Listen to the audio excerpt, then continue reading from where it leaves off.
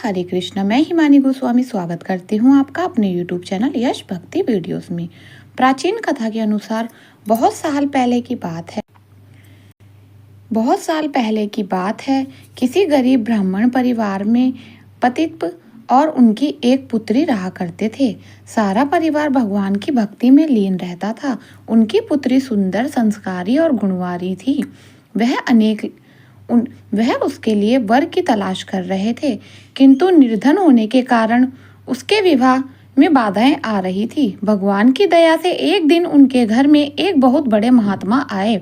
उस कन्या ने उनकी खूब सेवा की। कन्या की सेवा भावना से प्रसन्न होकर महात्मा ने उसे आशीर्वाद दिया।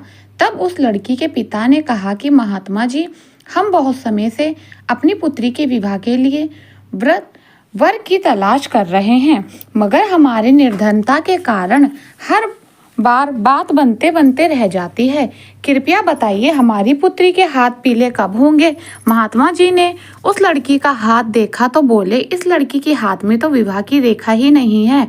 यह बात सुनते ही ब्राह्मण तो बड़े उदास हो गए और फिर बोले, क्षमा करना महात्मा जी, आपके कहने का अर्थ नहीं समझ पाया। महात्मा जी ने फिर कहा कि तुम्हारी पुत्री के भाग्य में विवाह सुख ही नहीं लिखा है।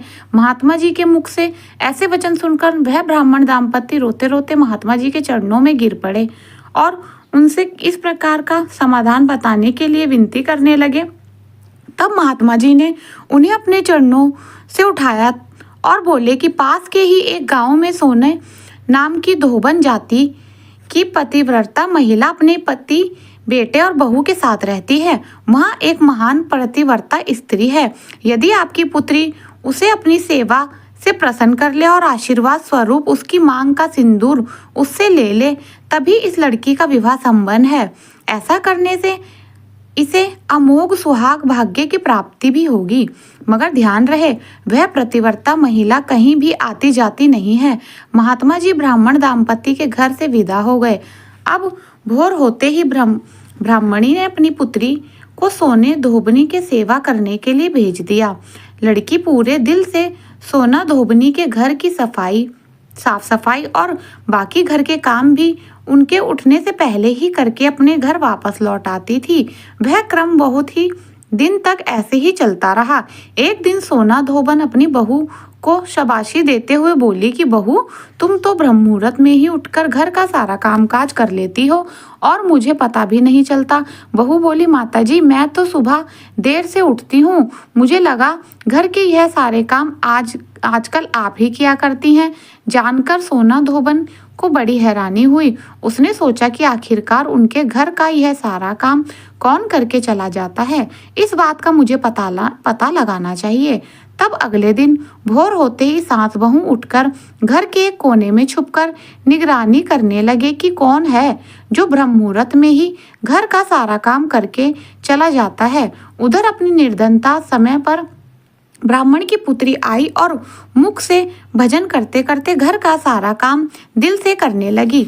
अपना काम पूरा होने पर जब वह वहां से जाने लगी तो सोना धोबन ने उसे पकड़ लिया और उसके सामने आकर उससे पूछा कि तुम कौन हो बेटी, और इस तरह छुपकर मेरे घर का काम क्यों करती हो? ब्राह्मण की पुत्री ने उन्हें महात्मा के द्वारा कही हुई सारी बात बता दी। सोना धोबन प्रतिव्रता होने के साथ साथ बहुत उदार दिल की भी थी। वह उस लड़की की सहायता के लिए तैयार हो गई। उस दिन अमावस्या थी और वह उस लड़की के साथ बिना अन्न जल ग्रहण किए उपवास रखकर उसके घर की ओर चल पड़ी। उसने सोचा रास्ते में कहीं पीपल का पेड़ मिलेगा तो उसे भंवरी देकर और उसकी परिक्रमा कर कर ही जल ग्रहण करेगी। लड़की के घर पहुंचकर सोना धोबन ने जैसे ही अपनी मांग से सिंदूर उस कन्या के मांग में लगाया तो सोना धोबन के पति का प्राण बखेड़ू उड़ गए। सोना धोबन को ज्ञात हो गया कि अब उसके पति इस दुनिया में नहीं रहे। वह ब्राह्मण परिवार से विदा लेकर चल पड़ी। रास्ते में पीपल का पेड़ देखकर उसने ईंट के टुकड़े से 108 बार भंवरी देकर 108 बार पीपल के पेड़ की परिक्रमा की। उसके बाद जल ग्रहण किया। तभी उसके पति की मृत्यु देह में प्राण लौट आए। इस प्रकार अमावस्या के दिन पीपल के पेड़ की पूजा करने से, इस कथा को सुनने से सुहागने महिलाओं का सुहाग अटल रहता है। सुहागन महिलाओं को सभी प्रकार के मनोरथों की प्राप्ति होती है। जिसका विवाह नहीं हो रहा हो उन्हें मनोवांछित बल की प्राप्ति होती है। सभी अभीष्ट मनोरथों की पूर्ति होने के साथ साथ ऐसे भक्तों के घर में धन, अन्न, सुख, समृद्धि के भंडार भी भरे रहते हैं। अमावस्या के दिन विवाह संबंधित परेशानियों के निवारण के लिए किसी धोबी परिवार को कुछ भेंट, दक्षिणा इत्यादि देने का भी विधान है। यह थी अमावस्या की व्रत कथा। अब सुनिए श्रीमद् भगवद गीता के 7वें अध्याय के सभी श्लोक हिंदी अनुवाद। भगवान श्री कृष्ण अर्जुन से कहने लगे, हे पार्थ, अन्याय प्रेम से मुझ में असक्त चित्त और अन्याय भाव से मेरे प्रयाण होकर योग में लाभ लगा हुआ तू जिस प्रकार से संपूर्ण विभूति, बल, ऐश्वर्य आदि गुणों से युक्त सबके आत्मरूप मुझे को संयम रहित जानेगा, उसको सुने में मैं तेरे लिए इस विज्ञान सहित तत्व ज्ञान को संपूर्णताय कहूँगा, जिसको जानकर संसार में फिर और कुछ भी जानने योग्य शेष नहीं रह जाता। हजारों मनुष्यों में से एक मेरी प्राप्ति के लिए रतन करता है और उन रत्न करने वाले योगिनियों में भी कोई एक मेरे प्रयाण होकर मुझको तत्व से अर्थात यथार्थ रूप से जानता है। पृथ्वी, जल, अग्नि, वायु, आकाश, मन, बुद्धि और अहंकार भी इस प्रकार से यह 8 प्रकार से विभाजित मेरी प्रकृतिक है। यह 8 प्रकार के भेदों वाली तो अपार अर्थात मेरी जड़ प्रकृति है। और हे महाबहु, इससे दूसरी को जिससे यह संपूर्ण जगत धारण किया जाता है, मेरे जीव रूपा पार अर्थात चेतन प्रकृतित जन।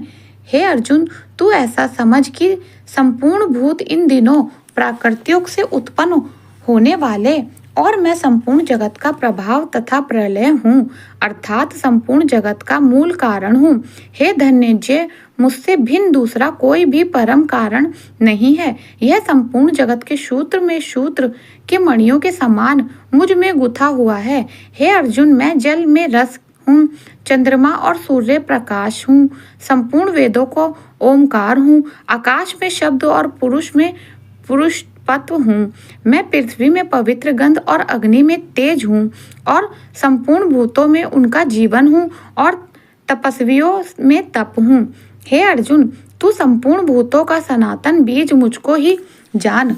मैं बुद्धिमानों की बुद्धि और तेजस्वियों का तेज हूँ।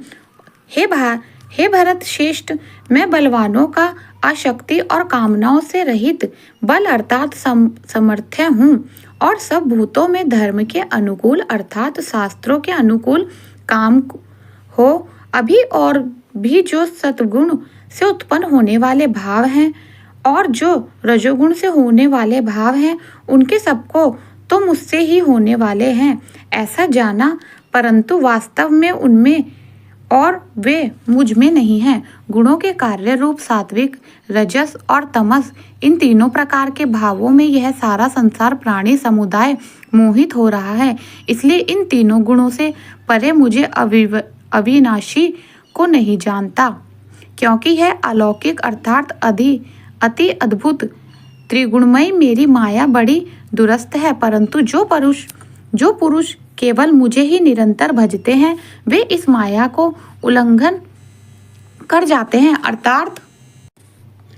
अर्थात सांसारिक पदों के लिए भजने वाले और अर्थात संकट निवारण के लिए भजने वाला जिज्ञासु अर्थात मेरे को यथार्थ रूप में जानने की इच्छा से भजने वाला और ज्ञानी, ऐसे 4 प्रकार के भक्तजन मुझको भजते हैं, जिनमें नित्य मुझ के एकाकी भाव से स्थित अन्याय प्रेम भक्ति वाला ज्ञान भक्त अति उत्तम है, क्योंकि मुझको तत्व में जानने वाले ज्ञानी को मैं अत्यंत प्रिय हूँ और वह ज्ञानी मुझे अत्यंत प्रिय है।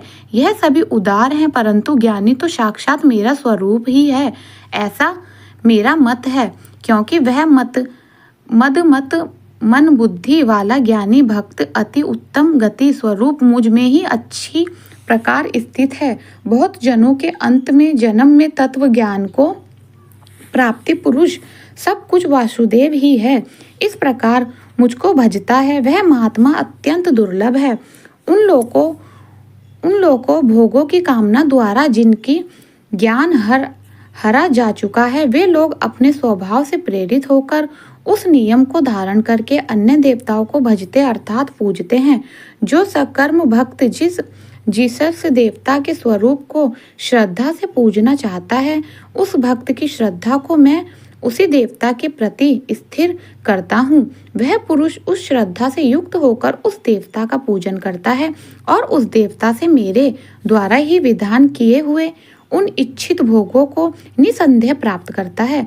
परंतु उन अल्प बुद्धि वालों को वह फल नशावान है और वे देवताओं के पूजने वाले देवताओं को प्राप्त होते हैं और मेरे भक्त चाहे जैसे ही भजे अंत में वे मुझे ही प्राप्त होते हैं। अब जानिए कि भगवत गीता के 7वें अध्याय में भगवान के प्रभाव और स्वरूप को जानने वाले की निंदा और जानने वालों की महिमा का वर्णन किस प्रकार किया गया है। भगवान श्री कृष्ण कहते हैं, बुद्धिमान पुरुष मेरे उन्नतम अविनाशी परम भाव को न जानते हुए इन इंद्रियों से परे मुझे सच्चिदानंद घन परमात्मा को मनुष्य की तरह जानकर व्यक्ति भाव को प्राप्त हुआ मानते हैं। अपनी योगी माया से छिपा हुआ मैं सबके सामने प्रत्यक्ष नहीं होता, इसलिए यह अज्ञानी जन समुदाय मुझ जन्म रहित अविनाशी परमेश्वर को नहीं जानता, अर्थात मुझको जन्म मरने वाला समझता है। हे अर्जुन, पूर्व में व्यतीत हुआ और वर्तमान में स्थित तथा आगे होने वाले सब भूतों को मैं जानता हूँ, परंतु मुझको कोई भी श्रद्धा भक्ति रहित पुरुष नहीं जान सकता। हे भरतवासी अर्जुन, संसार में इच्छा और देह से उत्पन्न सुखदायक अति दृढ़ रूप मोह से संपूर्ण प्राणी अत्यंत अज्ञात को प्राप्त हो रहे हैं, परंतु निष्काम भाव से श्रेष्ठ कर्मों का उच्चारण करने वाले जिन पुरुषों का पाप नष्ट हो गया है, वे रग देह जनित दृढ़ रूप मोह से मुक्त दृढ़ निश्चय भक्त मुझको सब प्रकार से भजते हैं। जो मेरी शरण होकर जरा और मरण से छूटने के लिए यत्न करते हैं, वे पुरुष उस ब्रह्म को संपूर्ण अध्यात्म को संपूर्ण कर्म को जानते हैं। जो पुरुष अधिभूत और अधिदेव सहित तथा अधियज्ञ सहित अर्थात सबका आत्मरूप मुझे अंतकाल में जानते हैं, वे युक्त चित्त वाले पुरुष मुझे जानते हैं, अर्थात मुझ में लीन हो जाते हैं, मुझे प्राप्त हो जाते हैं। श्रीमद् भागवत गीता के 7वें अध्याय का हिंदी अनुवाद समाप्त। अगर मेरा वीडियो आपको पसंद आया हो तो प्लीज़ मेरे चैनल को लाइक शेयर सब्सक्राइब करना ना भूलें और कमेंट बॉक्स में जय श्री कृष्ण जरूर लिखें। राधे राधे।